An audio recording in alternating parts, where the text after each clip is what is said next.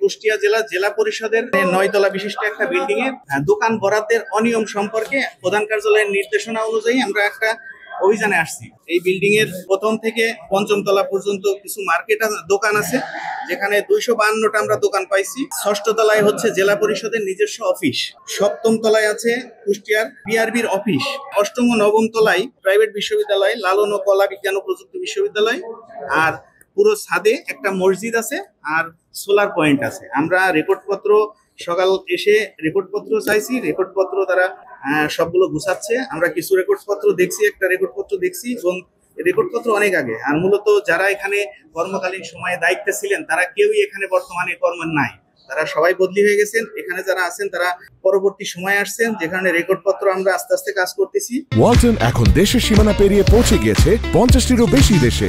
ওয়ালটন, ঘরে ঘরে বিশ্বজুড়ে। এখন বাদবাকি রিপোর্ট আমরা আস্তে আস্তে রেকর্ডপত্রের ফটোকপি নিব।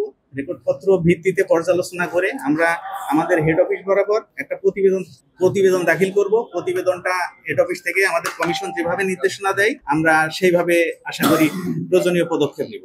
একটা দোকান হয়তো কোনোটা 30 লাখ, কোনোটা 28 লাখ, বিভিন্ন সাইজ অনুযায়ী দোকানের সালামি মূল্য নেওয়া হয়েছে। এখন অবশ্যই বেশি, এর থেকে অবশ্যই বাজার মূল্য অনেক বেশি আছে। তবে এটা যদি যারা বরাদ্দ পেয়েছে সে বরাদ্দ প্রক্রিয়ায় কোনো অনিয়ম আছে কিনা সেটা ওনারা দেখছেন, আমরা সহযোগিতা করছি। কিস্তি অনেকেই 5 কিস্তিতে টাকা দেওয়ার কথা, অনেকেই 3 কিস্তি দিয়েছিল, কেউ 4 কিস্তি দিয়েছে, কেউ অনেকেই সম্পূর্ণ টাকা পরিশোধ করেছে, এরকমও আছে। যাদের কিস্তি বাদ আছে তাদেরকে আমরা নোটিশ দিয়েছি টাকা পরিশোধ করার জন্য। দোকান থাকবে কিনা এটা আমাদের কমিটি আছে, আমাদের যে পরিচালনা কমিটি আছে তারা সিদ্ধান্ত নেবে।